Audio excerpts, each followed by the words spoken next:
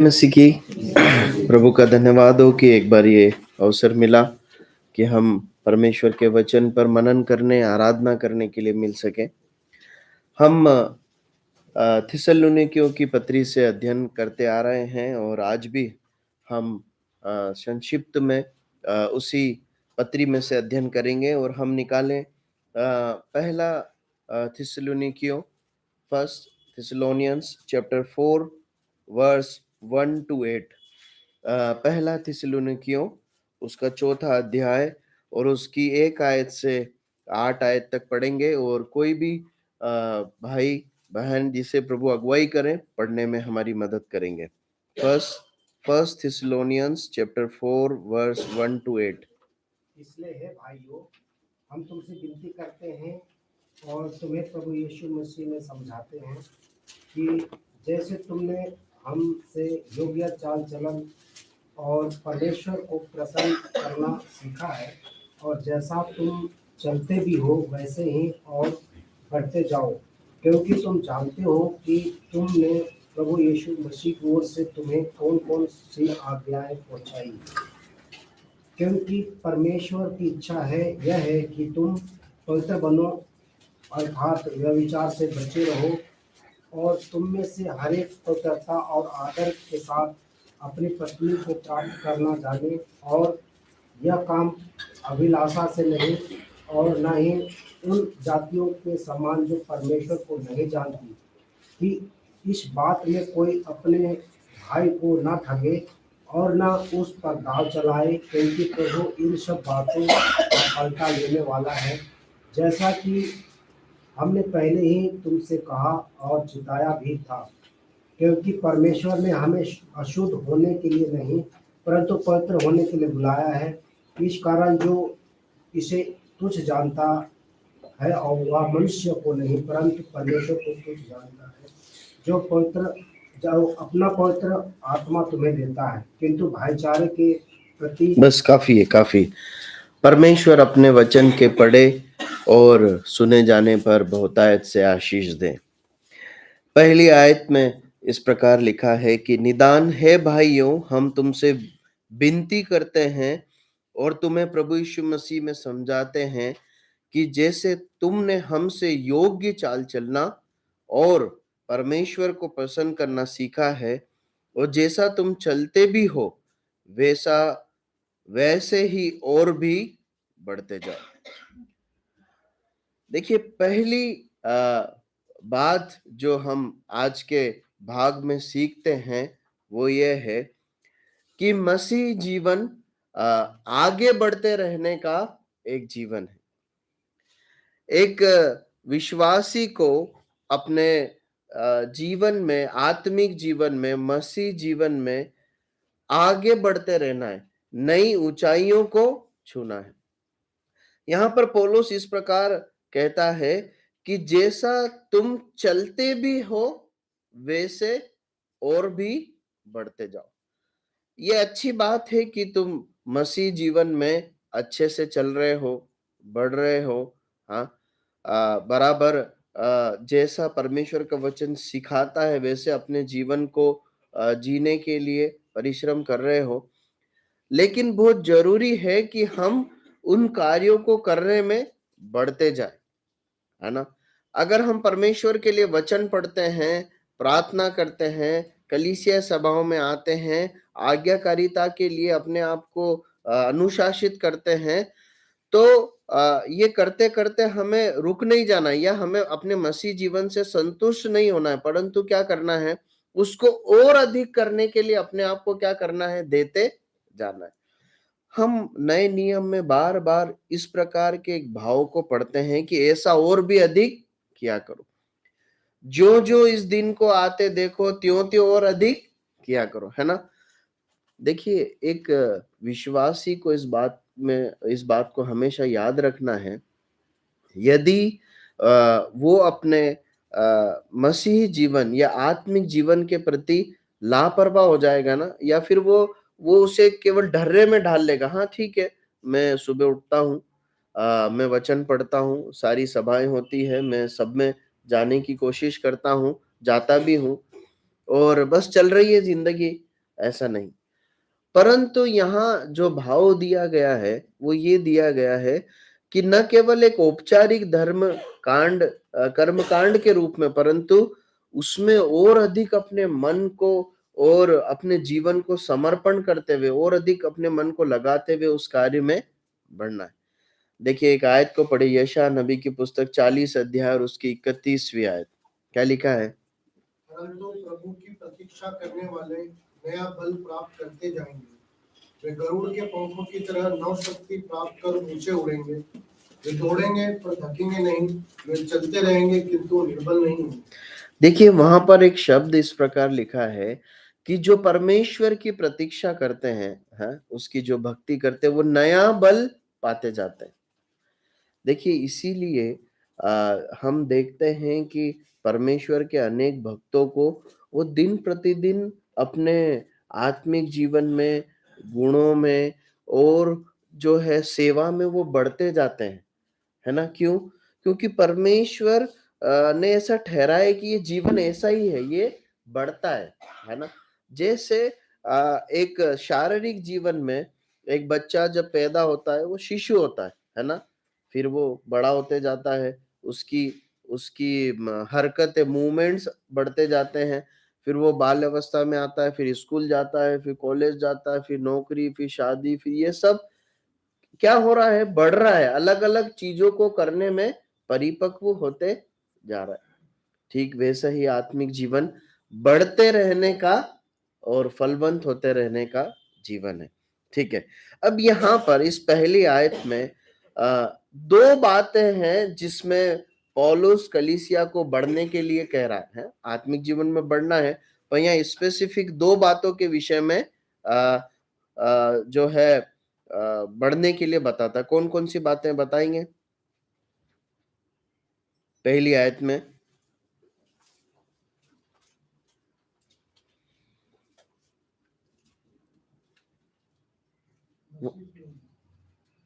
पहली आयत में लिखा है ना, 4 की पहली आयत में। हाँ जी, देखिए दो क्षेत्र हैं। पहला है योग्य चाल चलना और परमेश्वर को पसंद करना। पौलुस कहता है हमने तुम्हें ये क्या करा है? पढ़ाया है, सिखाया है। क्या सिखाया है? कि योग्य चाल चलना और परमेश्वर को पसंद करना, उसमें और अधिक बढ़ते जाना है। तुम ऐसा करते हो, हमने तुम्हें सिखाया, तुम उसे प्रैक्टिस कर रहे हो। किस बात को प्रैक्टिस कर रहे हैं? योग्य चाल चलन में और परमेश्वर को पसंद करने में, दो बातें हैं। ठीक है, उसमें और बढ़ते जाना। ठीक है, अब योग्य चाल चलन का मतलब क्या होता है?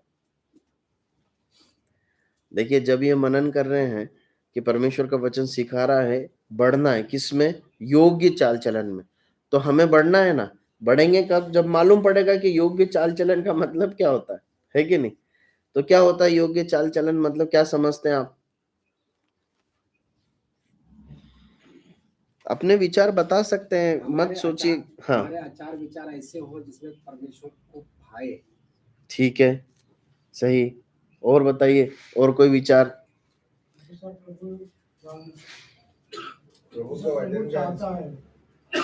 जैसा प्रभु चाहता है, परमेश्वर के वचन के अनुसार। और कुछ, और कोई विचार? आप सब सही है, गलत कुछ नहीं है। हम इसीलिए ये इस प्रकार करते हैं ताकि हम और अच्छे से समझ पाए, नए नए नए नए और रिलेवेंट उससे जुड़े हुए विचारों को जान पाए। कुछ और? हमको देना चाहता है, उसको डिजर्व जो हम तभी कर पाएंगे जब हम उसके योग्य हों। हाँ, तो योग्य चाल चलन का मतलब क्या है? योग्य चाल चलन चलना मतलब कैसे चलना? देखिए आप सभी ने अनेक उत्तर दिए। उन सब उत्तरों को अगर जोड़ें तो हम सरल बात में इस प्रकार समझ सकते हैं। योग्य चाल चलन मतलब अपनी इच्छाएं, अपने शब्द और कार्य परमेश्वर के समान होने चाहिए, है ना? जॉन अंकल ने बताया कि परमेश्वर के वचन के अनुसार होना चाहिए। वो भी वही एक ही बात है ना? जो परमेश्वर की इच्छा है, परमेश्वर के वचन में लिखी हुई है। ठीक है, तो और अन्य भाइयों ने भी जो बताया, तो उसको सरल शब्दों में समझे तो हमारा जो जीवन है, हाँ, हमारा जो चाल चलन है ना, हम जो कार्य कर रहे हैं हमारी इंद्रियों से, जो हम देखते हैं, जो हम सुनते हैं, जो हम बोलते हैं, जो अपने शरीर से कार्य करते हैं, ये परमेश्वर के वचन के अनुसार या मैंने एक्चुअली इसलिए ऐसा लिखा है, परमेश्वर के समान होना चाहिए। ये है योग्य चाल चलन, अपने पुराने स्वभाव के अनुसार नहीं होना चाहिए। इसी थिस्सलुनीकियों की पत्री दूसरे अध्याय उसकी 12 आयत में भी पौलुस इसी बात को दोहराता है कि तुम्हारा चाल चलन परमेश्वर के योग्य है ना। देखिए कुछ और आयत को पढ़िए, इफिसियों 4 का 1, इसको समझने के लिए कुछ और आयतों को पढ़ते हैं। इफिसियों 4 का 1 और रोमियो 8 का 29। पहले इफिसियों 4 का 1 पढ़े। इसलिए मैं जो प्रभु में बंदी हूँ तुमसे विनती करता हूँ कि जिस बुलाहट से तुम बुलाए गए थे उसके योग्य चाल चलो। देखिए जिस बुलाहट से तुम बुलाए गए उसके योग्य चाल चलना। देखिए इस दुनिया में हम सब अलग अलग कार्य करते हैं ना। मैं नौकरी करता हूँ, मेरा कार्य अलग है। भाई अनिल का अलग है, भाई राकेश का अलग है, भाई बेंजी का अलग है। हमारे यहाँ कई बहनें हैं जो जॉब करती है, उनका कार्य अलग है ना। फिर ये तो एक नौकरी की बात है। उसके अलावा एक पति के रूप में हमारा जिम्मेदारी अलग है, पत्नी के रूप में जिम्मेदारी अलग है, बच्चों के रूप में अलग है। तो होता क्या है, जब हम अपने कार्यस्थल पर होते हैं तो जो हमारी पदवी है, पद है ना, पद बड़ा छोटा कुछ भी हो सकता है, तो उसके योग्य हमें क्या करना पड़ता है, अपना कार्य करना पड़ता है, अपना बिहेव, उठना बैठना, चाल चलन, वो सब वैसा रखना पड़ता है कि नहीं। फॉर एग्जाम्पल बेंजी भाई डॉक्टर है, तो भाई बेंजी को एक डॉक्टर के अनुरूप चीजों को वहां पर वैसा उस प्रोटोकॉल में रहना पड़ता है। क्या प्रोटोकॉल है, कार्य जो करना है वो तो अंदर करना ही है, परंतु वो एप्रन पहनते हैं, उनके गले में स्टेथोस्कोप होता है ना। और उसके अलावा उनसे कुछ अपेक्षा है, एक डॉक्टर के रूप में उनके बातों में, उनके कार्यों से कुछ अपेक्षाएं उनसे कि उनको उस रिलेवेंट वैसा ही काम करना है। हम सब के साथ ऐसा ही। ठीक उसी प्रकार आत्मिक जीवन में हमारा चाल चलन परमेश्वर के योग्य होना चाहिए। रोमियो की पत्री 8 और 29 आयत पढ़िए। क्योंकि जिन्हें उसने पहले से जान लिया है उन्हें पहले से ठहराया भी है कि उसके पुत्र के स्वरूप में हो, ताकि वह बहुत भाइयों में पहलौठा ठहरे। देखिए इसीलिए मैंने ना यहाँ पर ये लिखा था योग्य चाल चलन में, अर्थात हमारा जीवन, हमारे चाल चलन, कार्य परमेश्वर के समान होना चाहिए। क्यों? क्योंकि रोमियो की पत्री उसका 8वां अध्याय और उसकी 29 आयत में हम पढ़ते हैं कि परमेश्वर हमें अपने पुत्र के स्वभाव और चरित्र में देखना चाहते हैं, है ना। परमेश्वर हमें हम में वो चाल चलन देखना चाहते हैं जो किसमें है, उसके पुत्र में। प्रभु सहायता करें, हम योग्य चाल चलन में आगे बढ़ते जाएं, प्रभु यीशु मसीह के समान हमारा चाल चलन हो सके। दूसरी बात क्या देखी हमने, क्या पढ़ते हैं, किस बात में आगे बढ़ते जाना है, परमेश्वर को पसंद करने में। परमेश्वर को पसंद करना मतलब, देखिए अभी हमने देखा योग्य चाल चलन होना, है ना। तो क्या योग्य चाल चलन से परमेश्वर पसंद नहीं होंगे क्या? होंगे, ठीक है। तो फिर अलग से क्यों लिखा है कि परमेश्वर को पसंद करने में? दोनों अलग अलग लिखा है ना पौलुस ने। क्या बोलते हैं?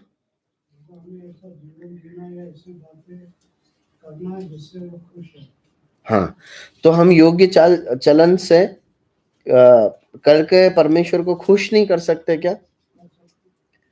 तो फिर अलग से क्यों लिखा है कि परमेश्वर को पसंद करना है? देखिए मैंने दोनों बातों को साथ में लिख दिया।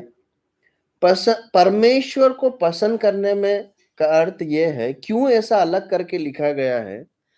देखिए, परमेश्वर के योग्य चाल चलन होना अपने आप में एक बात है, लेकिन परमेश्वर के वचन के अनुसार जीवन चलते हुए परमेश्वर के पुत्र के स्वभाव या चरित्र के अनुसार कार्य करते हुए हमारे हृदय की अवस्था भी बहुत महत्वपूर्ण है। जब हम धार्मिक कार्यों को करने के लिए अपने आप को देते हैं, परमेश्वर के वचन की आज्ञाओं को मानने के लिए, पढ़ने के लिए, सभाओं में जाने के लिए, अपने जीवन को भले कार्यों में तराशने के लिए जब हम देते हैं, हमारा हृदय परमेश्वर के प्रति सच्ची भक्ति और प्रेम से भरा होना चाहिए। तब क्या होगा? परमेश्वर प्रसन्न होगा। केवल योग्य चाल चलन से परमेश्वर पसंद नहीं होता है। योग्य चाल चलन चलने की आज्ञा दी गई है, परंतु उस आज्ञा को मानते मानते हमारा हृदय किस बातों से भरा होना चाहिए? परमेश्वर के प्रति सच्ची श्रद्धा, विश्वास, प्रेम और समर्पण से, भलाई से भरा होना चाहिए। पता है ऐसा क्यों है? क्योंकि संसार में आप एक बात को देखेंगे कि इस संसार में जो लोग भक्ति करते हैं ना, वो भक्ति भी कर रहे हैं। भक्ति मतलब क्या? उनके उनके पास धार्मिक क्रियाकलाप है। वो उपवास भी रखते हैं, वो कई प्रकार के खानों को खाने को जिसको वो अशुद्ध मानते हैं, खाने से बचते हैं, है ना? और वो बराबर जिसे वो ईश्वर मानते हैं उसका पाठ करना, और जो भी उनके लिए भक्ति, आराधना, पूजा अर्चना ठहराई गई वैसी सब कर्म कांडों को मानते हैं। लेकिन एट द सेम टाइम वैसा करते करते वो क्या करते हैं? ये भी करते हैं, क्या करते हैं? वो पाप में, अशुद्धता में भी अपने जीवन को जीते हैं। वो क्या सोचते हैं? संसार में इस प्रकार की एक धार्मिकता को दिखाया गया है कि कुछ क्रियाकलाप कर लो और उसके बाद मनमानी करो। लेकिन परमेश्वर के वचन में भक्ति को एक अलग ही रूप में दिखाया गया है।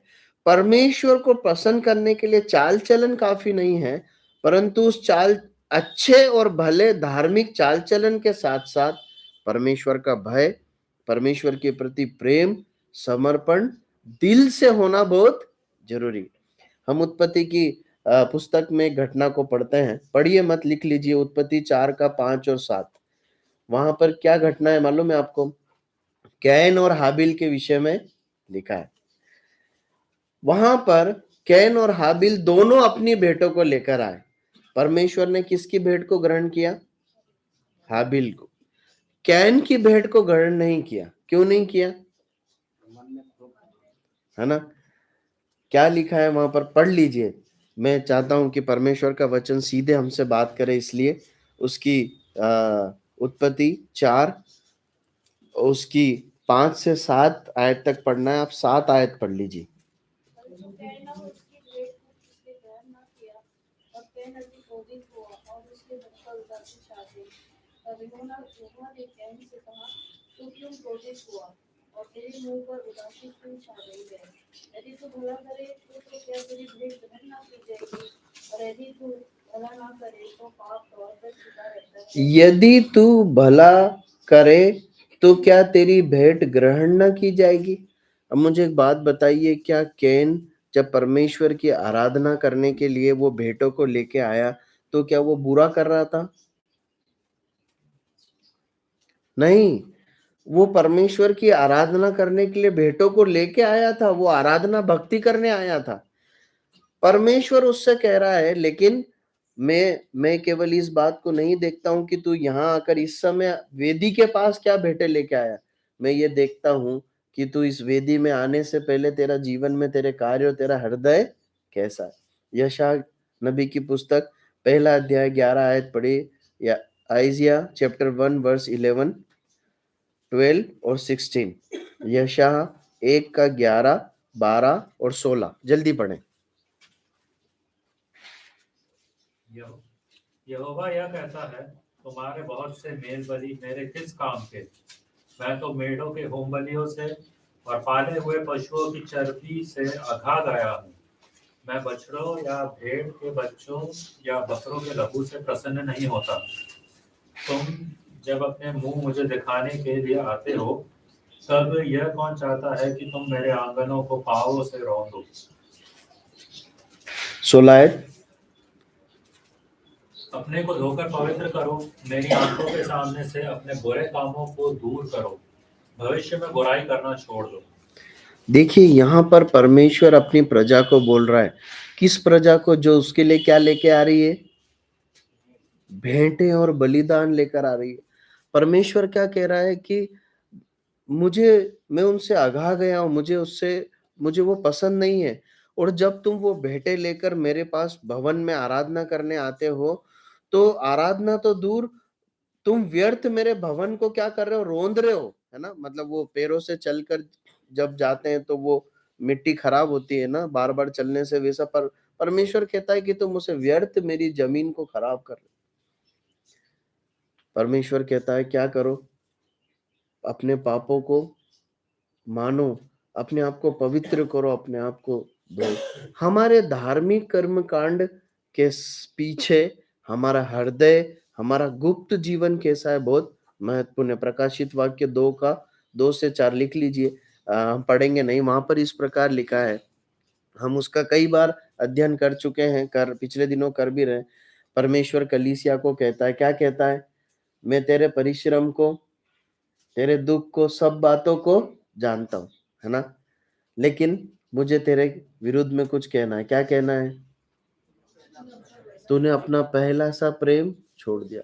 एक ऐसी कलीसिया जो आत्मिक कार्यों में, दुख उठाने में, परमेश्वर के वचन के ज्ञान में, परिश्रम करने में अनुशासित है, एकदम उत्कृष्ट है, लेकिन परमेश्वर बोलता है क्या है? प्रेम की कमी। प्रियो, हम जो कुछ भी इस धरती पर करते हैं ना, हमें परमेश्वर के प्रेम के आत्मा से परिपूर्ण होकर करना है। तब क्या होगा? परमेश्वर प्रसन्न होगा। मैं एक बात बताऊं कि परमेश्वर को अपने लिए काम करवाने वालों से ज्यादा बढ़कर किन लोगों से प्रसन्नता होती है मालूम है? जो उसको प्रसन्न करने के लिए काम करते हैं। इसीलिए बाइबल में अनेकों बार जो भक्त लोग हुए, उनके उनके कामों को सराहा गया है, निश्चय सराहा गया है, लेकिन उनकी इस बात की तारीफ की गई कि उन्होंने क्या करा? परमेश्वर को प्रसन्न किया, परमेश्वर को प्रसन्न किया। और देखिए ये जो जीवन है ना, योग्य चाल चलन करते हुए, अनुशासित जीवन जीते हुए, या प्रभु यीशु मसीह के समान जीवन जीना और हृदय से परमेश्वर को प्रसन्न करना, ये काल्पनिक नहीं है, है ना? हम वहाँ क्या पढ़ते हैं? वहां पर हम पढ़ते हैं कि जे पहली आयत में, फर्स्ट थिस्सलुनीकियंस चैप्टर 4 वर्स 1 में लिखा है कि जैसे तुमने हमसे योग्य चाल चलना और परमेश्वर को पसंद करना सीखा है। मतलब पौलुस, सिलास, तीमुथियुस ने उन्हें सिखाया था, ज्ञान के द्वारा नहीं परंतु करके सिखाया। ये जीवन एक काल्पनिक जीवन नहीं है, परंतु एक व्यवहारिक जीवन है जो एक विश्वासी जरूर से जी सकता है। ठीक है, अब हम आगे की आयतों की ओर बढ़ते हैं। 2 और 3 आयतों को पढ़ लीजिए, 2 और 3। क्योंकि तुम जानते हो कि हमने प्रभु यीशु की ओर से तुम्हें कौन कौन सी आज्ञाएं पहुंचाई, क्योंकि परमेश्वर की इच्छा यह है कि तुम पवित्र बनो, अर्थात व्यभिचार से बचे रहो। अब देखिए यहाँ पर पौलुस एक अलग विषय की ओर अपने पत्र को मोड़ता है। वहां पर वो कहता है कि क्योंकि परमेश्वर की इच्छा है कि तुम पवित्र बनो, अर्थात व्यभिचार से बचे रहो, क्योंकि तुम जानते हो कि हमने प्रभु यीशु मसीह की ओर से तुम्हें कौन कौन सी आज्ञाएं पहुंचाई। क्या आज्ञा पहुंचाई है? अनेक आज्ञा पहुंचाई है, लेकिन उसमें से एक का जिक्र है कि तुम पवित्र बनो, अर्थात व्यभिचार से बचे रहो। देखिए सबसे पहली मुख्य बात इस भाग में हम ये सीखते हैं कि ये जो आज्ञाएं है ना, पौलुस, सिलास, तीमुथियुस ने जो कलीसिया को सिखाई और जो हम सीख रहे हैं, वो उनके दिमाग की उपज नहीं है, है ना? वो किसके द्वारा उनके पास पहुंची है? प्रभु यीशु मसीह के द्वारा पहुंची है। इसलिए जब परमेश्वर के वचन को हम पढ़ते हैं या जब कलीसिया में सीखते हैं ना, तो हमेशा ध्यान रखना, ये सिखाने वाले व्यक्ति के मन की बातें नहीं है, परंतु परमेश्वर के वचन है। परमेश्वर के वचन मानकर इसे ग्रहण करना। अब वहां पर लिखा है कि तीसरी आयत में लिखा है कि तुम पवित्र बनो, अर्थात व्यभिचार से बचे रहो। तो इससे पहले कि हम इस विषय में आगे बढ़े, एक बात समझना जरूरी है।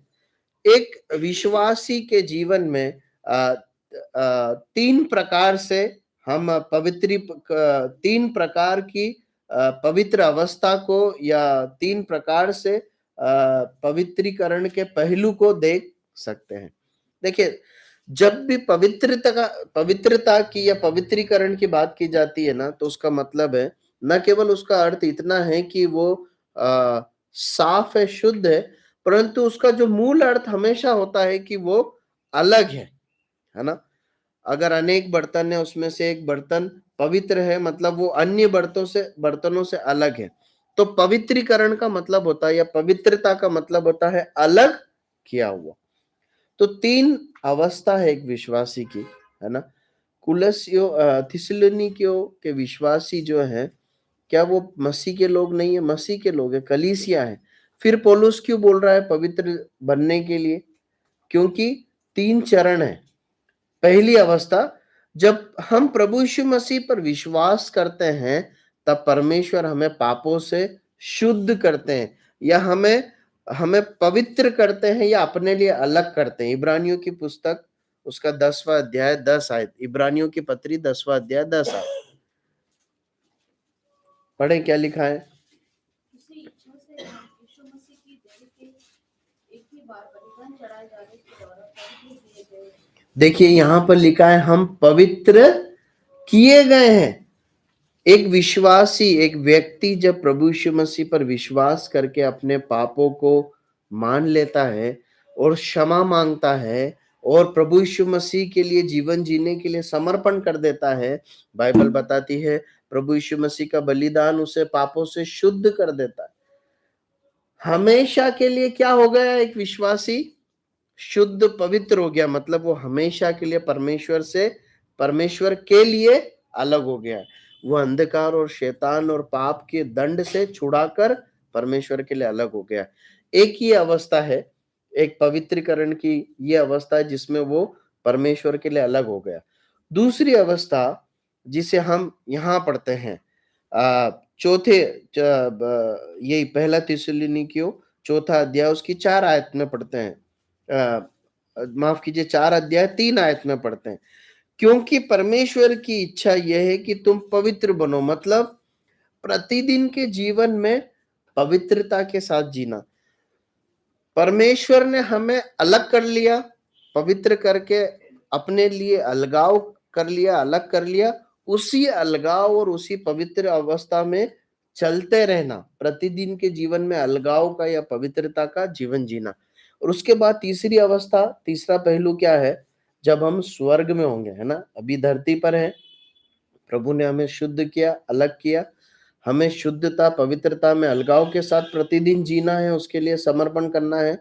और तीसरी अवस्था, जब हम स्वर्ग में होंगे, वहां क्या अवस्था होगी? वहां पर हम पूर्ण पवित्र अवस्था में होंगे। वहां पाप का स्वभाव होगा ही नहीं, मतलब जैसे पाप करने की इच्छा आज हमारे अंदर होती है, वैसे पाप करने की इच्छा, प्रलोभन वहां नहीं होगा। कहां पर? स्वर्ग में। जब हम मरने के बाद या हमारा प्रभु हमें लेने आता है, इन दोनों कारणों से जब हम स्वर्ग में पहुंचते हैं, क्या होगा? हम बिना पाप की अवस्था में ऐसे पवित्र जीवन में होंगे। पढ़िए प्रकाशित वाक्य 21, 3 और 4। फिर मैंने सिंहासन में से किसी को ऊंचे शब्द से यह कहते सुना, देख, परमेश्वर का डेरा मनुष्यों के बीच में है। वह उनके साथ डेरा करेगा और वे उसके लोग होंगे, और परमेश्वर आप उनके साथ रहेगा और उनका परमेश्वर होगा। वह उनकी आंखों से सब आंसू पोंछ डालेगा। इसके बाद मृत्यु ना रहेगी, और ना शोक, ना विलाप, ना पीड़ा रहेगी। पहली बातें जाती रही। देखिए, वहां पर लिखा है कि वहां मृत्यु ना होगी, वहां पर शोक ना होगा। ये एक ऐसी अवस्था है जिसमें हम पहुंचने वाले। तो 3 प्रकार से हम पवित्रीकरण को या पवित्रता की अवस्थाओं को देखते हैं। पहली अवस्था, उद्धार के समय हम पवित्र किए गए। दूसरी अवस्था, हमें रोज पवित्रता में अलगाव का जीवन जीना है। तीसरी अवस्था, जब हम स्वर्ग जाएंगे तभी हम क्या होगा, पाप रहित एक पवित्र अवस्था में होंगे। जैसा हमारा प्रभु है वैसे ही देह हमें वो देने वाला। ठीक है, ये एक सैद्धांतिक बात है जिसे समझना जरूरी था। अब हम मूल विषय की ओर आते हैं। वहां पर पवित्रता के संबंध में एक क्षेत्र को पौलुस एड्रेस करता है, या एक एक एरिया के विषय में पौलुस एक सब्जेक्ट पर बात कर रहा है। क्या बोल रहा है, तुम पवित्र बनो, अर्थात क्या करो, वे विचार से बचे रहो। एक सब्जेक्ट है, एक एरिया है जिसमें पवित्र बनना है, पवित्र बने रहना है, पवित्र बनने के लिए परिश्रम करना है। उस सब्जेक्ट और एरिया को पौलुस, उस क्षेत्र को पौलुस या कलीसिया को सिखाना चाहता है। तुम वह विचार से बचे रहो। देखिए, जो इब्रानी में जो मूल शब्द जो आया है ना, जो मूल भाषा में ये शब्द जो व्यभिचार है, यहाँ पर हर प्रकार का जो वर्जित यौनाचार है, हर प्रकार का जो अश्लीलता, किसी भी रूप में अश्लीलता को अपने जीवन में स्थान देना, उसे एक व्यभिचार के रूप में यहाँ पर दिखाया गया इस आयत में, मूल अर्थ में, जो इब्रानी में अगर आप पढ़ेंगे तो। ठीक है, अब व्यभिचार क्या है ना, हम कैसे जब हम ये पढ़ते हैं कि हमें उस क्षेत्र में पवित्र बनना है, तो व्यभिचार क्या है ना, तो उसे परमेश्वर के वचन के प्रकाश में हम इस प्रकार से समझ सकते हैं। परमेश्वर ने हमें बहुत सारी इच्छाएं दी है ना, इच्छाएं दी है ना परमेश्वर ने, कि नहीं दी, है ना? कुछ इच्छाएं बता सकते हैं जो आपको अपने अंदर नजर आती है जिसे परमेश्वर ने दी है?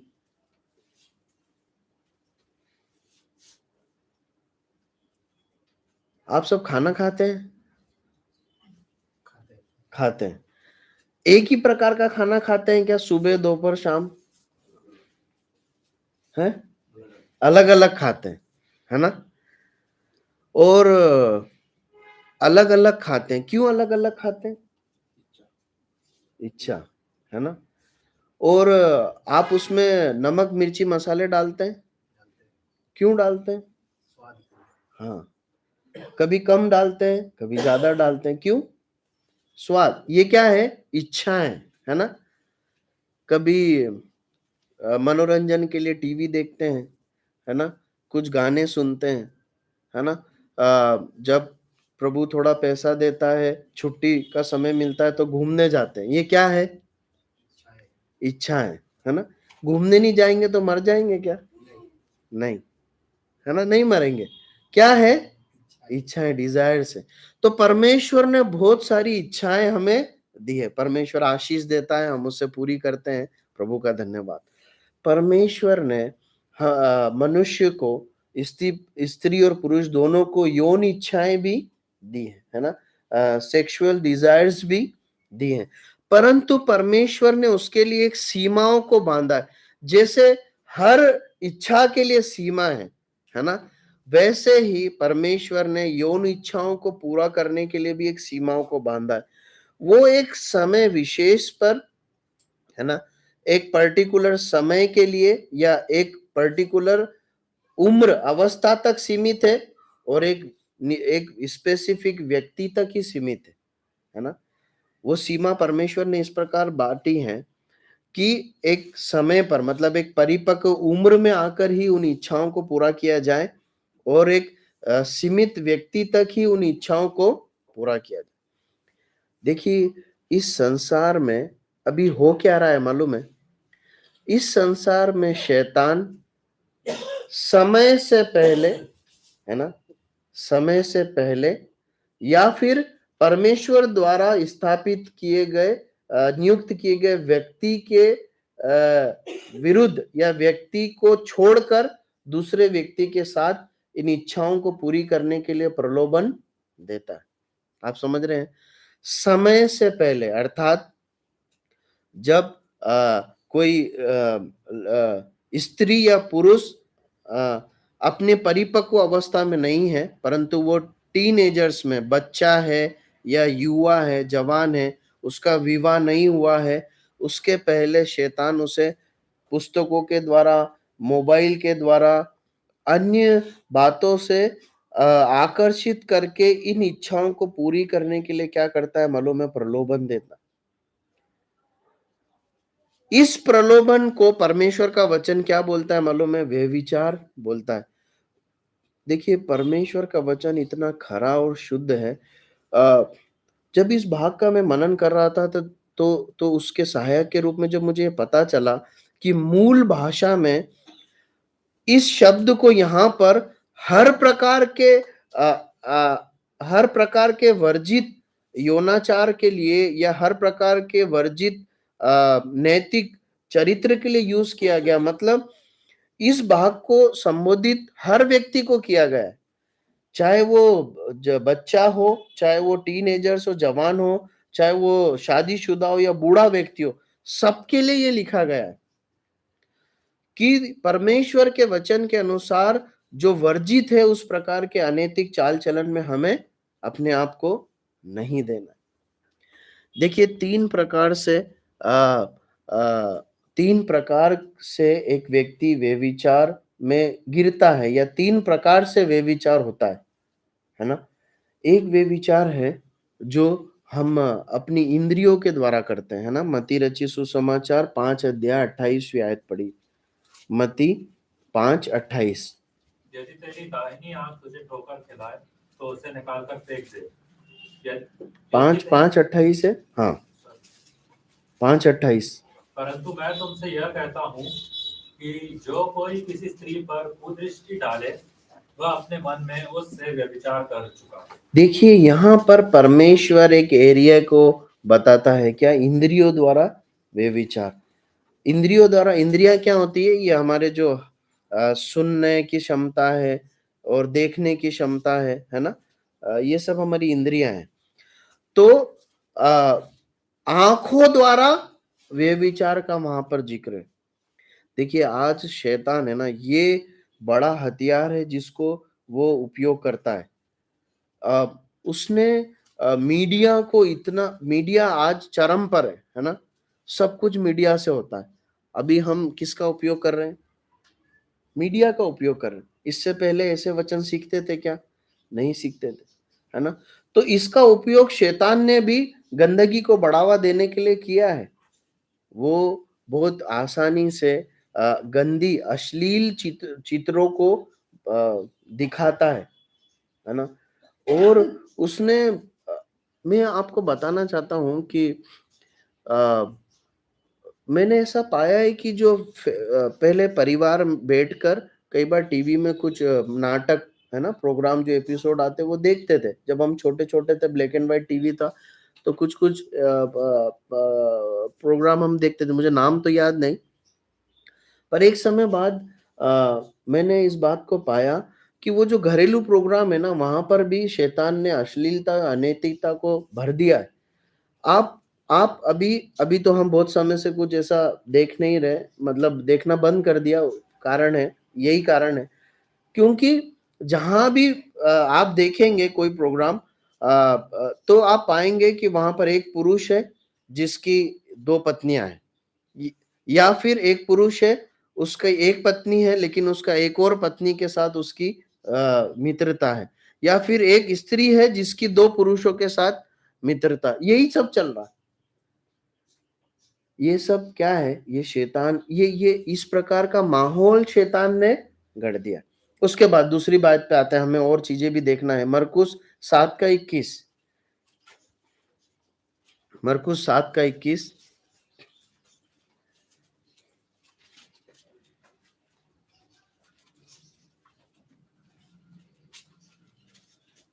जल्दी पढ़े। क्योंकि भीतर से अर्थात मनुष्य के मन से बुरे बुरे विचार, व्यभिचार, चोरी, हत्या, परस्त्रीगमन, लोभ, दुष्टता, छल, लुचपन, कुदृष्टि, निंदा, अभिमान और मूर्खता निकलती है। बस मन से क्या निकलता है? वे विचार निकलता है। देखिए, एक व्यक्ति जब अपनी आंखों पर और अपने कानों पर लगाम नहीं लगाता है ना, तो क्या होता है, मतलब उसके मन के विचारों में क्या आने लगता है? फिर वे विचार या गंदी बातें आने लगती हैं। फिर वो विचारों में जो है उन चीजों को करने की कल्पना करता है। इसे मन का वे विचार किया गया है। कई बार होता है ना, अब मुझे मालूम नहीं आपके साथ, मैं विश्वास करता हूँ आपके साथ भी हुआ होगा। कई बार क्रिकेट मैच जब खेल देखते हैं और तो ऐसा होता है, मतलब ऐसी कल्पना होती है अब मैं ही खेल रहा हूँ है। जब जब मैं छोटा था, छोटा मतलब कोई छोटा नहीं था, स्कूल कॉलेज में था, तो मैच खेलने का देखने का बहुत शौक था। तो कई बार बैठे बैठे कल्पना करते थे कि अपन ही इंडियन टीम में खेल रहे हैं, वो छक्के पे छक्के मार रहे, तो ये क्या है मतलब, और उसमें मजा भी आ रहा, मतलब अब खेल नहीं रहे पर मन में ऐसा सोच रहे हैं तो मजा मिल रहा है। समझ रहे हैं आप? ऐसे ही मन में गंदी बातों को सोचकर उस क्रिया को मन में करना क्या है? घृणित व्यभिचार है। परमेश्वर इसे घृणित पाप के रूप में देखता है। एक बात ध्यान रखना, जो आप मन में सोच रहे हैं, जो आंखों से देख रहे हैं, चाहे कोई दूसरा नहीं देख रहा है परंतु परमेश्वर देख रहा है। मैं हमेशा अपने बच्चों को बोलता हूँ, बेटा एक बात ध्यान रखना, पापा नहीं देख रहे हैं परंतु परमेश्वर देख रहा है। और दूसरी बार वो ध्यान रखना कि परमेश्वर देख रहा है तो जरूर एक दिन पापा को भी वो बात पता चल जाएगी। परमेश्वर बताएगा, परमेश्वर बताएगा। ठीक है। तीसरा, दैहिक वे विचार, जो हम शरीर के द्वारा अपने जीवन साथी को छोड़कर या समय से पहले जब हम किसी के साथ रिलेशनशिप में जाते हैं तो उसे दैहिक वे विचार को बताया गया। ठीक है, उसके बाद आगे बढ़ते हैं। देखिए, जब इस भाग का मैं मनन कर रहा था तो एक विचार मेरे मन में आया कि क्यों पौलुस ने, परमेश्वर के आत्मा ने पौलुस को उभारा कि इसी एक विषय पर बात की जाए। क्यों व्यभिचार से बचना जरूरी है? तो फिर प्रभु के अनुग्रह से कुछ बातों को खोजने के लिए प्रभु ने मेरी मदद की। क्यों इस स्पेसिफिक इसी एक पाप से बचने के लिए ज्यादा क्यों सिखाया गया? पहली बात, ये जो है हमारे मतलब विश्वासियों की बात की जा रही है, ध्यान रखना है ना। हमारे पुराने विश्वास, मतलब जब हम विश्वास में नहीं आए थे तब के जीवन से जुड़ा हुआ है, पुराने विश्वास से जुड़ा हुआ है। जब मसीह में आने से पहले जो हमारा, जो भी हम धर्म या जिसके भी पीछे चल रहे थे, जिस शास्त्र या जो भी कहा जाए, जिस जिस मत के पीछे चल रहे हैं, ये वहां से जुड़ा हुआ है। पढ़िए प्रेरितों के काम की पुस्तक 21 अध्याय 25 आयत। प्रेरितों के काम 21 अध्याय और 25 आयत।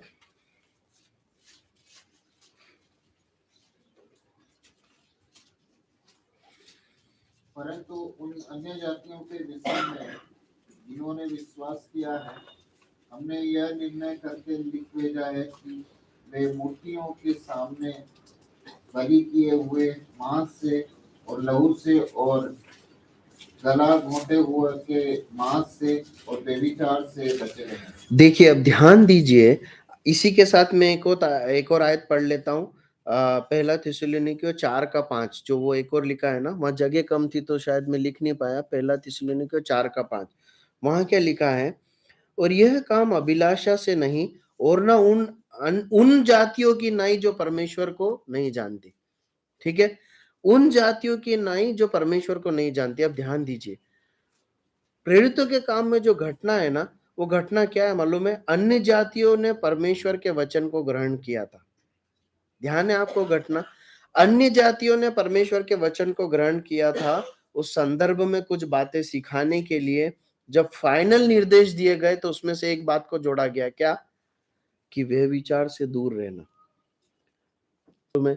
क्योंकि अब हम उस पुराने विश्वास में नहीं है परंतु हम परमेश्वर के अलग या पवित्र किए गए। दूसरी बात, पहला कुरिन्थियों 6:18, जल्दी पढ़िए।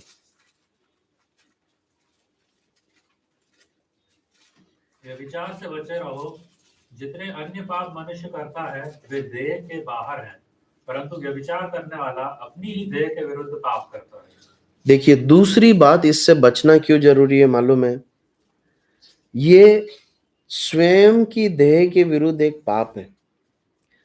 ये भयंकर रीति से एक व्यक्ति को मानसिक और शारीरिक रोगी बनाता है। आप समझे?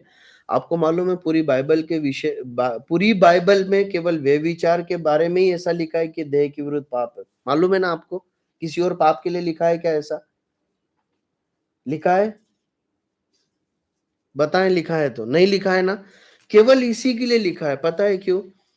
क्योंकि परमेश्वर का वचन बताता है कि हमारी देह परमेश्वर के आत्मा का मंदिर है ना। और जब एक व्यक्ति व्यभिचार के लिए, अनैतिकता के लिए अपने आप को देता है ना, तो वो इस देह को भयानक रूप से मानसिक और शारीरिक रूप से अशुद्ध कर देता है, आत्मिक रूप से अशुद्ध कर देता है। ये देह परमेश्वर की महिमा के लिए, व्यभिचार के लिए नहीं है। और देखिए, बाइबल में इस बीमारी का जिक्र है। पढ़िए, दूसरा शमूएल 13 अध्याय 1 से 4 आयत पढ़िए, जल्दी पढ़िए।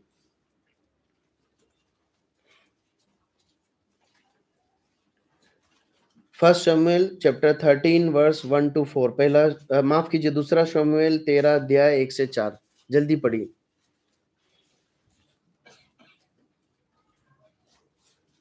तमार नामक एक सुंदरी जो दाऊद के पुत्र अबशालोम की बहन थी, उस पर दाऊद का पुत्र अम्नोन मोहित हुआ। अम्नोन अपनी बहन तमार के कारण ऐसा विकल हो गया कि बीमार पड़ गया, क्योंकि वह कुमारी थी और उसके साथ कुछ करना अम्नोन को कठिन जान पड़ता था। अम्नोन के योनादाब नामक एक मित्र था जो दाऊद के भाई शिमा का बेटा था और वह बड़ा चतुर था। उसने अम्नोन से कहा, हे राजकुमार, क्या कारण है कि तू प्रतिदिन ऐसा दुबला होता जाता है? क्या तू मुझे ना बताएगा? अम्नोन ने उससे कहा, मैं तो अपने भाई अबशालोम की बहन तामार पर मोहित हूँ। योनादाब ने उससे कहा, अपने कलम पर लेकर बीमार बन जा। बस काफी है, काफी। कि एक लड़के का नाम है ना, दाऊद का बेटा है, क्या नाम है उसका, जो बीमार पड़ गया? नहीं नहीं नहीं, हाँ, अम्नोन है, अम्नोन है। वहां पर लिखा है कि वो अपने भाई की बेटी के ऊपर मोहित हो गया। मतलब उस लड़की के प्रति उसका आकर्षण हुआ। और आप देखिए, परमेश्वर के वचन में इस प्रकार कुल में विवाह वर्जित था, है ना। उसने व्यभिचार की अपनी इस इच्छा को बढ़ावा दिया। वहां पर लिखा है वो बीमार पड़ गया, है ना, स्पष्ट लिखा है वो बीमार पड़ गया। और वहां पर लिखा है कि वो व्यक्ति उससे पूछता है, जो वो भी एक राजकुमार है, कि क्या बात है, तू दुबला होता जा रहा है। मैं आपको बताना चाहता हूं, जो जो लोग, चाहे वो बच्चे हों, जवान हो, बूढ़े हों, विवाहित हो, हैं, कोई भी क्यों ना हो, स्त्री हो या पुरुष हो, यदि वो अपने आप को अनैतिकता में देते हैं, वे विचार में देते हैं, वो उनको भयानक रूप से उनकी मानसिकता को, उनकी मानसिक अवस्था में उन्हें बीमार कर देती है। वो साइकोलॉजिकल डिसऑर्डर में आ जाते हैं। वो शारीरिक रूप से भी भयानक एक बीमारी में पड़ते हैं। इसीलिए जो एड्स जो है वो बीमारी आज फैली हुई है। आप देखते हैं, हम आम बात हो गई, न्यूज़पेपर में पढ़ते, पिछले दिनों एक 7 साल की बच्ची, 6 या 7 साल की बच्ची के साथ अनैतिक व्यवहार हुआ। आपको क्या लगता है, सहज है? ये एक सहज एक यौन इच्छा है क्या? नहीं, ये दुर्गति हो चुकी है। मानसिक रीति से वो व्यक्ति बीमार हो चुका है, इसलिए वो ये हरकत कर रहा है। एक बात और मैं बताता हूँ, जो लोग इस प्रकार के अनैतिकता में जीवन जीते हैं ना, जब वो उसे उससे मान लीजिए छोड़ते हैं, उससे निकलने की कोशिश करते हैं, परंतु होता है क्या है मालूम है? उनके विचारों में वो बातें इस कदर भर जाती है कि उससे निकलना फिर मुश्किल हो जाता है। इसलिए अपने आप को इससे बचाना बहुत जरूरी है।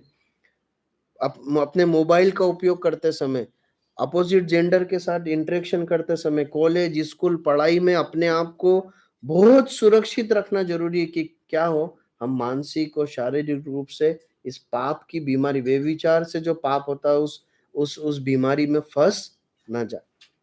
ठीक है, तीसरी बात, क्यों व्यभिचार से बचना है? पहला कुरिन्थियों 5:9, परमेश्वर का वचन गंभीरता से ऐसे लोगों के साथ संगति करने से भी मना करता है ना। पहला कुरिन्थियों 5:9 में जल्दी से पढ़े। पहला कुरिन्थियों 5:9। इनमें अपनी पत्री में तुमने लिखा है कि व्यभिचारियों की संगति न करना। व्यभिचारियों की संगति न करना। मैं आपसे बताना चाहता हूँ, यदि ऐसे लोग आपके दोस्त या समूह में हैं जो इस प्रकार के कामों में लिप्त होते हैं ना, तो अपने आप से उनको बचा के रखो, है ना। और आगे पौलुस लिखता है, ऐसा नहीं कि मतलब वो नौकरी छोड़ के घर आ जाओ, ऐसा नहीं, पर उनके साथ आपका इंटरेक्शन लिमिटेड होना चाहिए। आपकी आपकी आपको सोचना है कि उनके साथ मुझे उठना बैठना खाना ये सब करना है कि नहीं करना है, उनसे नजदीकियां बढ़ाना है कि नहीं बढ़ाना। ठीक है, उसके बाद पहला कुरिन्थियों 7:2 में लिखा है, व्यभिचार से डरो। पढ़िए पहला कुरिन्थियों 7:2। परंतु व्यभिचार के डर से हर एक पुरुष की पत्नी और हर एक स्त्री का पति हो। व्यभिचार के डर से, है ना, स्त्री के लिए पति पुरुष हो और पुरुष के लिए स्त्री अर्थात पत्नी। परमेश्वर का वचन स्पष्ट बताता है कि जो शारीरिक संबंध की अनुमति है वो केवल पति पत्नी के बीच में ही संभव है। वो ऐसे दो लोगों के व्यक्ति के बीच में पॉसिबल नहीं है, अनुमति नहीं है जिनकी सगाई हो गई हो, जो एक दूसरे को पसंद करते हो। आप समझ रहे हैं? देखिए, इस संसार में अनैतिकता इस कदर बढ़ गई है कि आप इससे अछूते रह नहीं पाएंगे यदि आप अपने चारों ओर बाड़ा को नहीं बांधेंगे तो, या आप बहुत संवेदनशील नहीं रहेंगे कि मैं इससे बचूंगा। प्रभु सहायता करे। आगे बढ़ते हैं, व्यभिचार से डरना जरूरी। आगे बढ़ते हैं, हम अपने आप को कैसे व्यभिचार से बचा सकते हैं, है ना। अगर ये इतना ही गंभीर है, यदि का परमेश्वर का वचन व्यभिचार से बचना के लिए हमें आज्ञा देता और पवित्र बनने के लिए बोलता है, तो हम कैसे अपने आप को बचा सकते हैं?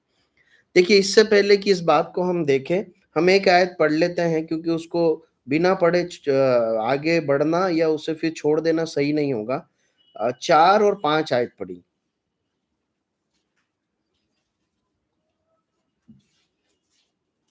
4 और 5 आयत पढ़िए। पहला थिस्सलुनीकियों 4 उसकी 4 आयत। और तुम में से हर एक पवित्रता और आदर के साथ अपने पात्र को प्राप्त करना जाने। ठीक है, और यह काम अभिलाषा से नहीं और न उन जातियों की नहीं जो परमेश्वर को नहीं जानते। 6 आयत। कि इस बात में कोई अपने भाई को न ठगे और न उस पर दांव चलाए, क्योंकि प्रभु इन सब बातों का पलटा लेने वाला है, जैसा कि हमने पहले तुमसे कहा और चिताया भी। ठीक है, अब देखिए ये चौथी आयत जो है ना, तुम में से हर एक पवित्रता और आदर के साथ अपने पात्र को प्राप्त करना जाने, तो बाइबल पंडितों ने इस आयत को दो तरीके से समझाया है ना। ये समझना जरूरी है, इसलिए इसे पढ़ा गया है ताकि फिर हम आगे बढ़ेंगे। बाइबल के अन्य भागों से सीखने पर, इस आयत को सीखने के लिए मदद लेने पर 2 निष्कर्ष निकल के आते हैं कि जो पात्र बोला गया है ना, कि तुम में से हर एक पवित्रता और आदर के साथ अपने पात्र को प्राप्त करना जाता है। मतलब ये पात्र के 2 निष्कर्ष हैं, मतलब दो अर्थों में समझा जा सकता है। एक तो अपने जीवन साथी को एक पात्र के रूप में बताया गया है। ठीक है, परमेश्वर के वचन में एक स्त्री के लिए पुरुष उसका एक पात्र है, पुरुष के लिए एक स्त्री उसका पात्र है। मतलब पति पत्नी के संबंध में पवित्रता होना बहुत जरूरी है। मतलब जब मैं अपनी पत्नी के साथ वैवाहिक जीवन में जी रहा हूं, तो वो मेरे लिए जब पात्र है, तो वो उस संबंध में पवित्रता बहुत महत्वपूर्ण है। उस पात्र को, संबंध को मुझे अशुद्ध नहीं होने देना। दूसरी बात, परमेश्वर के वचन में हमारी देह को भी एक पात्र के रूप में बताया गया है। तो अपनी देह के संबंध में लिखा गया है कि अपनी देह को प्राप्त करना मतलब अपनी देह के साथ पवित्रता के साथ रहना। ठीक है, बस इतना ही है जो समझना बहुत जरूरी था, ताकि जब हम आगे बढ़ रहे हैं तो इस बात को याद रखें कि चाहे हम शादीशुदा हों तो भी हम हमारे जीवन में सीमाएँ हैं नैतिकता की, है ना? नैतिकता की सीमाएँ हैं, उस सीमाओं में रहकर ही हमें पवित्र जीवन जीना, ये सबके लिए समान रूप से लागू होता है। पहली बात जो हम सीखते हैं, हम व्यभिचार से कैसे अपने आप को बचा सकते हैं। कुलस्सियों 3:5 बाइबल में लिखा गया है कि तुमने से हरेक पवित्रता और आदर के साथ अपनी पत्नी को प्राप्त करना। हाँ, इसीलिए मैंने बताया कि पत्नी, जीवन साथी और पात्र अपनी देह। पढ़िए कुलस्सियों 3:5 जल्दी पढ़े। इसलिए अपने उन अंगों को मार डालो जो पृथ्वी पर हैं, अर्थात व्यभिचार, अशुद्धता, दुष्ट कामना, बुरी लालसा और लोभ को जो मूर्ति पूजा के बराबर है। पहली बात, हमें हमारे जीवन में जो हमें अश्लीलता, अनैतिकता, व्यभिचार में गिराते हैं ना, उन कारणों को जड़ से उखाड़ फेंक देना। मत्ती रचित सुसमाचार में हम 5वें अध्याय में पढ़ते हैं, जो गलती से वो आयत भाई ने पढ़ दी थी। अगर तेरा हाथ ठोकर खिलाए तो क्या कर, हाथ को काट डाल। आंख ठोकर खिलाए तो आंख को निकाल कर फेंक दे। मतलब क्या, ये आंखों को फेंकना है क्या? नहीं, ये आंख जिन चीजों को देख रही है और जो उपलब्ध है, उन चीजों को निकाल कर फेंक देना। तो हमें अपने अपने जीवन को जांचना है, कौन सी बात मुझे व्यभिचार के लिए उकसाती है, मेरे अंदर इच्छा को बढ़ाती है, वो चीजें हटा देना, है ना? अगर मोबाइल है, मोबाइल हटा दो। मोबाइल में कुछ विशेष चीज है जो मैं देखता हूँ, वही मोबाइल अपने आप में नहीं गिराता, उसमें कुछ चीजें हैं जो गिराती है, उसको हटा दो। कोई व्यक्ति है, उससे उसको हटा दो। समझ रहे हैं आप? कोई जगह है, उसको हटा दो। आपको शायद हंसी आए, लेकिन एक बात मैं बताता हूँ। हम लोग हाँ, अब 2 साल हो गए हैं, 8-10 लोगों से वहाँ हॉस्पिटल में मित्रता सी हो गई है। तो खाना साथ में खाते हैं, खाना खाने के बाद थोड़ी देर बात भी करते हैं। तो कई बार जो है वो लोग फ़िल्मों का या वेब सीरीज़ आजकल बहुत चलती है, उसका ज़िक्र करते हैं। तो अब एक्चुअली क्या है, मैं ये सब देख नहीं पाता, इसलिए मुझे उसके बारे में मालूम नहीं रहता है। तो वो पूछते हैं कि ये देखा है क्या आपने, वो देखा है क्या आपने?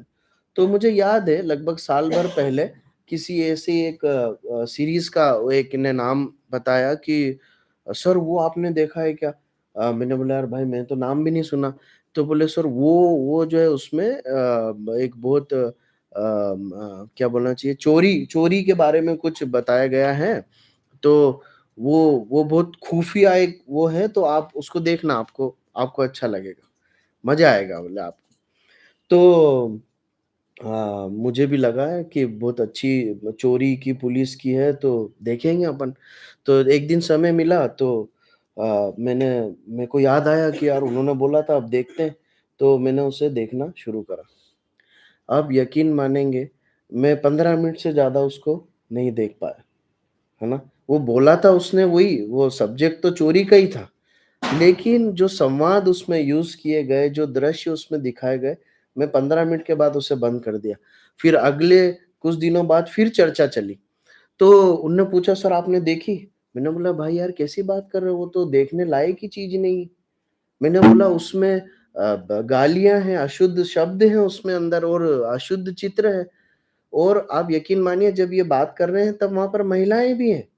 और उसमें से एक जो है महिला इस प्रकार से बोलती है, "ओह! सर बोले तो इसमें क्या बात है? ये तो आम ही बात है।" वो मैं कुछ जवाब ही नहीं दे पाया। मतलब आप समझ रहे हैं, इस दुनिया में अश्लील बातों को देखना बहुत आम हो गया है। शैतान ने उसे बहुत कोई दिक्कत नहीं है, ये जीवन का हिस्सा है, इसे देखो, इसे करो। मैं आपको क्या बताना चाह रहा हूँ, मैं इस बात पे बात कर रहा था कि हर चीज़ हमारे लिए नहीं है। अगर ऐसा मनोरंजन है जो हमें व्यभिचार में गिराता है तो क्या करना है? नहीं देखना है। आप यकीन मानिए मैंने नहीं देखा फिर उसे, क्योंकि मुझे उसे शुरू करते से ही समझ में आया कि वो मेरे लिए नहीं है, एक विश्वासी के लिए नहीं है। आप भी कभी इस प्रकार की कुछ चीज़ देखते हैं जो आपको समझ में आता है कि ये मुझे अशुद्ध कर देगा, आप बंद कर दीजिए, वो मनोरंजन छोड़ दीजिए। परमेश्वर ने बहुत अच्छे मनोरंजन भी हमारे लिए रखे हैं। ऐसा मनोरंजन जो हमें वे विचार में गिरा है, हमें नहीं करना। दूसरी बात, पहली बात देखी कारणों को हटा देना है। दूसरी बात, हमें वे विचार से भागना है, उससे लड़ना नहीं है। देखिए यहाँ पर क्या लिखा है, वे विचार से बचो, है ना। बचते कब है हम, जब हम सामना नहीं कर पाते, है ना। दो चीज हुई, कोई सामने मारने आया, हम लड़ भिड़े, तो ये क्या हो गई, लड़ाई, और हम बच के भाग गए। तो यहाँ पे क्या लिखा है, लड़ना है क्या, बच के भाग। दूसरा तीमुथियुस दूसरा अध्याय 22वीं आयत में क्या लिखा है, जवानी की अभिलाषाओं से भाग। दूसरा तीमुथियुस दूसरा अध्याय 22वीं आयत, पढ़ने की जरूरत नहीं, हमें याद है, भागने के लिए कहा गया। एक बात ध्यान रखना, अब वे विचार से, अश्लीलता से जीत नहीं पाएंगे लड़के। मतलब आप ऐसे कमर पे हाथ रखकर बोल नहीं पाएंगे कि नहीं नहीं नहीं, मैं तो ये जो है वेब सीरीज या ये टीवी या ये सीरियल या ये वीडियो देखूंगा, और कोई बात नहीं, इसमें अनैतिक चीज है, मैं देखूंगा, पर मैं पाप नहीं करूंगा। आप समझ रहे, आप ऐसा नहीं कह सकते, ना ऐसा कर सकते हैं। आप लड़कर नहीं जीत सकते, परंतु वे विचार से जीतने का मंत्र क्या है, भागो भागो भागो। यूसुफ ने क्या करा, भाग गया, यूसुफ लड़ा नहीं। दाऊद भागा क्या, नहीं भागा। आपको मालूम है दाऊद योद्धा था। पता है योद्धा कौन होते हैं, जिनका अपनी इंद्रियों पर बहुत कंट्रोल होता है ना। वो अपने आप को साधते हैं, वो नींद पे उनका कंट्रोल होता है, खाने पीने पर उनका कंट्रोल होता है, तब जाकर वो एक योद्धा के रूप में बनते हैं। लेकिन वो भागा नहीं, इसलिए क्या हो गया, फंस गया। मैं आपको बताना चाहता हूं, अगर आप अपने जीवन को जांचेंगे ना, जब जब आप भागे नहीं है ना, तभी आप इस अश्लीलता के पाप में गिरे। यदि ना कर भाग जाते हैं ना, तो बच जाते। प्रभु सहायता करे। तीसरी बात, परमेश्वर के वचन को पढ़ना। भजन 119 का 9 और 11, जल्दी से पढ़े। भजन 119 9 और 11, हम अपने समय को पार कर चुके हैं। भजन 119 9 11। जवान अपनी चाल को किस उपाय से शुद्ध रखे, तेरे वचन के अनुसार सावधान रहने से। परमेश्वर के वचन को पढ़ने से हम शुद्ध रह सकते हैं। उसके बाद 11 आयत भी पढ़िए। मैंने तेरे वचन को अपने हृदय में रख छोड़ा है कि तेरे विरुद्ध पाप न करूं। देखिए मैं आपको एक बात बताना चाहता हूँ, यदि आप रोज बाइबल पढ़ेंगे, है ना, परमेश्वर के साथ समय बिताएंगे, वचन सीखेंगे, तो ये जो प्रलोभन है ना, ये जब आता है, मतलब चाहे आप ना चाहें तो भी मोबाइल में कई बार ऐसे एड आ जाते हैं, एडवर्टाइजमेंट आ जाता है, दृश्य आ जाता है, या दुनिया में इस प्रकार से आजकल लोग वस्त्र धारण करते हैं, स्त्रियां की इस प्रकार हमारी आंखें अशुद्ध हो सकती। तो अगर आप वचन पढ़ने में और अपने आप को प्रभु से जोड़े रखेंगे ना, तो इसका जो प्रभाव है ना, खिंचाव, वो खिंचाव की ताकत कम रहेगी। आप समझ रहे हैं, आपको वो ऐसे हाथ पकड़ के रगड़ के अपने पास खींच नहीं लेगी, परंतु आप उसको मना कर पाओगे, नहीं ना कह पाओगे। कब, जब आप परमेश्वर के वचन को पढ़ोगे। चौथी बात, हमें प्रार्थना करना चाहिए, उपवास प्रार्थना करना चाहिए। मरकुस 14 का 14 का 38 पढ़िए। मरकुस 14 का 38, जल्दी पढ़िए।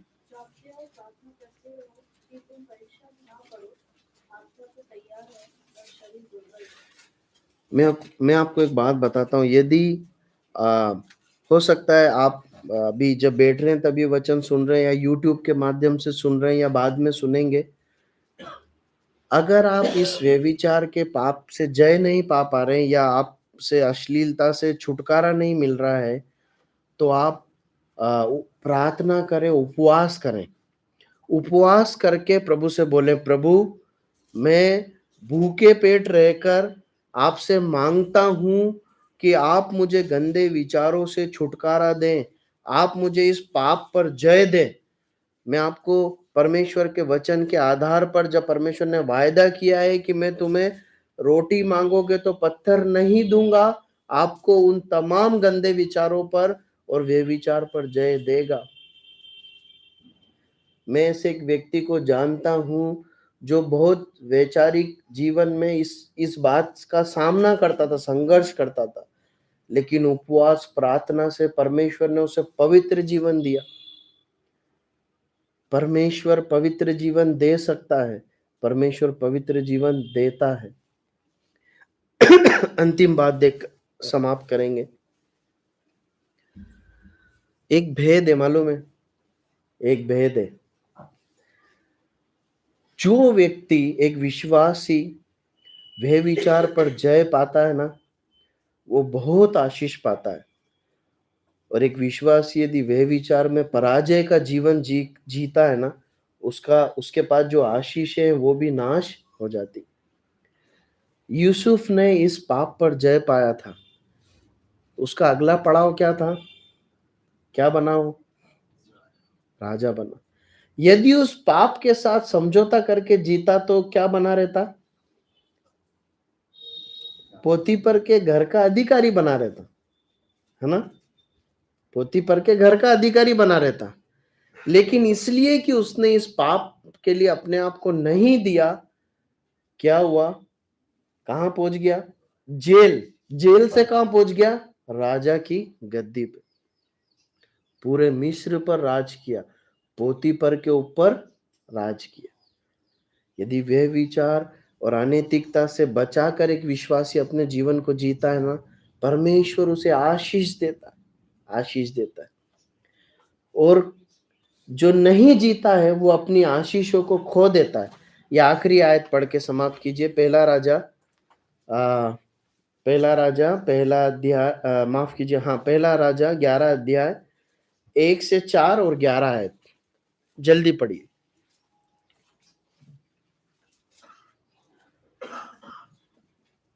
पहला राजा 11 अध्याय 1 से 4 आयत और 11 आयत। तो सब इस्राएली दाऊद के पास एदोम में इकट्ठे होकर कहने लगे, सुन लो, और तू एक ही हड्डी और मांस है। पिछले दिनों में जब साउल राजा था, तब भी इस्राएलियों का अगुआ तू ही था, और तेरे परमेश्वर यहोवा ने तुझसे कहा, तेरी प्रजा इस्राएल का यही है क्या पहला राजा? परंतु राजा सुलेमान फिरौन की बेटी और बहुत सी विजातीय स्त्रियों से जो मोआबी, अम्मोनी, अदोनी, सीदोनी और हित्ती थी, प्रीति करने लगा। वे उन जातियों की थी जिनके विषय में यहोवा ने इस्राएल से कहा था, तुम उनके मध्य में न जाना और न वे तुम्हारे मध्य में आने पाए। वे तुम्हारे मन अपने देवताओं की ओर निसंदेह फेरेंगी। उन्हीं की प्रीति में सुलेमान लिप्त हो गया।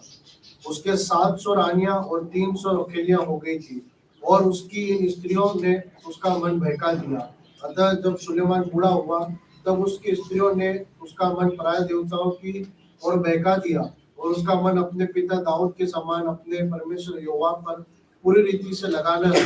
11 आयत। इसलिए यहोवा ने सुलेमान से कहा, तुझ से जो ऐसा काम हुआ है और मेरी बंधाई हुई वाचा और दी हुई विधि तूने पूरी नहीं की, इस कारण मैं राज्य को निश्चय तुझसे छीनकर तेरे एक कर्मचारी को दे दूंगा। देखिए, एक यूसुफ था जो राजा बन गया, और एक राजा है जिसने अपने राज्य को खो दिया। परमेश्वर सहायता करे। देखिए, परमेश्वर का वचन व्यभिचार के पाप के लिए भयानक दंड को बताता है। परमेश्वर सहायता करे इन वचनों के अनुसार सावधानी और पवित्रता के साथ जीने के लिए, मेरी इसलिए कि मैंने वचन को बांटा है, और आपकी इसलिए कि हम सब ने मिलकर सुना और सीखा है। इसके अनुसार सावधान रहकर जीने और बचने के लिए प्रभु हमारी सहायता करे।